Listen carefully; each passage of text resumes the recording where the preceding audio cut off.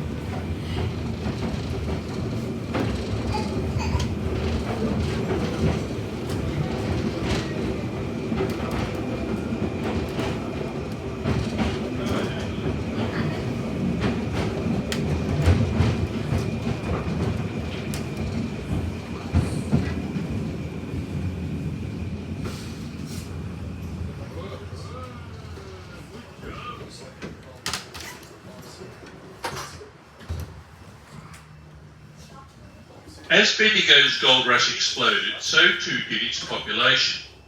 There was a large horse-drawn cab fleet servicing the city, but for most working people, walking was the only affordable option. Battery trams were introduced in 1890. They were pioneering for their time.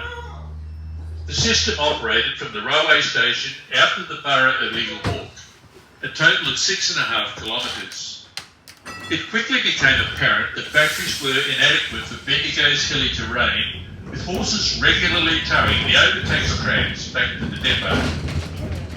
As a result, the battery company closed after a mere 13 weeks. In 1892, steam trams were introduced. They were a success, and their reliability made them popular with commuters, but the company was hit hard by the economic depression.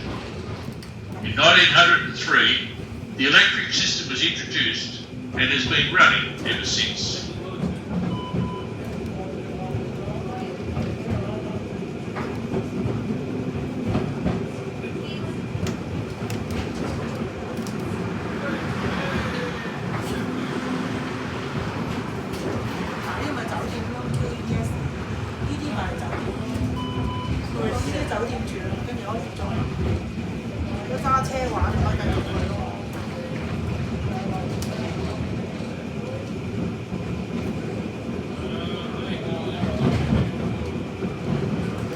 A short drive straight ahead is the Bendigo Botanic Gardens, and a little further on, the Bendigo Pottery. Both should be on your to-do list if you're spending time in Bendigo. Bendigo Pottery is Australia's oldest working pottery. Established in 1858, the pottery has operated continuously from its current site in Epsom since 1863. It is home to the most significant collection of ceramic wood-fired kilns in the world. Today, the pottery complex includes an interpretive museum, artist studios, and an extensive antique centre.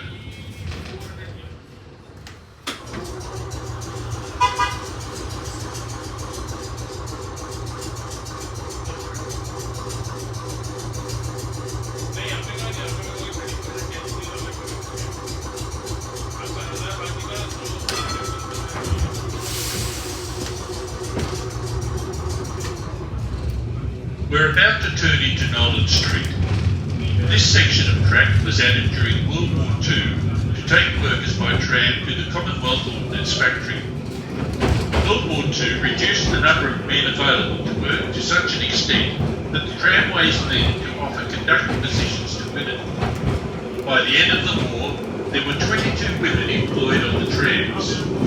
However, they had to relinquish their positions when the men returned from the service.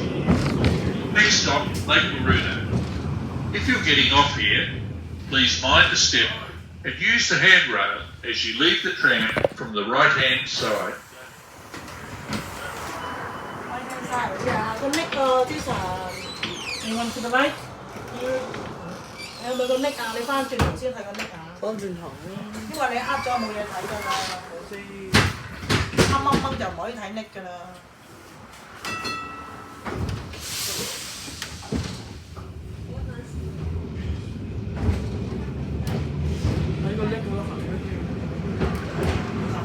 As we cross the Benign Creek, you will notice that the bed of the creek is paved with bluestone. Over 100 years ago, the city councillors were forced to pave the creek to prevent slime and mud choking it and inundating the city, thanks to the thousands of miners using their puddling machines further up the valley. We're now turning into Bridge Street. Ahead you will see the Tyson's Reef Hotel, named after the quartz mining reef that sits below this street. There are 17 quartz reefs that run beneath the city in roughly a north to south direction, covering an area 16 kilometres long and 4 kilometres wide. Tyson's Reef was named after James Hungry Tyson, a digger who set up an abattoir near here in 1852 to sell beef to the miners. When Tyson sold up 3 years later, he was a millionaire. So many who came to Bendigo in search of gold found their wealth in other ways. We're now approaching the Tyson's Reef precinct. If you wish to get off here, please pull the left-hand bell once, mind the step and use the handrail as you leave the tram. Bendigo has since found wealth in other ways too, with a strong agricultural focus producing livestock, poultry, wheat, vegetables, wool and wine. Bendigo is Australia's first UNESCO Creative City and Region of Gastronomy, having one of the richest concentrations of boutique food and wine producers in Australia. Bendigo is also one of Australia's oldest wine regions, dating back to the mid-19th century, with local vineyards now producing internationally award-winning red wines. We're now heading into Caledonia Street, which leads to the Ben's factory, Tallis as it is known today. Built during the Second World War, it is a world leader in defence, aerospace and ground transportation solutions. The tramways used to provide special services to bring workers from all parts of Bendigo to the factory. During the war, the work was top secret, and all sorts of weapons were manufactured here for the forces in Europe and the islands. Since the war, the factory has continued its role manufacturing the Bushmaster and other patrol and combat support vehicles used in areas of conflict. Our next stop leads to the Bendigo Joss House Temple. This Chinese place of worship was constructed in the 1870s and is one of the few remaining original buildings of its type in Australia. It is constructed with locally handmade red bricks. The Joss House remains a place of worship and is regularly visited by worshippers who travel quite some distance to pay their respects to Wan Ni, the god of war and prosperity, to whom the temple is dedicated. Check with the driver or conductor for the Joss House opening hours. If you're getting off here, please mind the step, use the handrail and leave the tram from the right-hand side.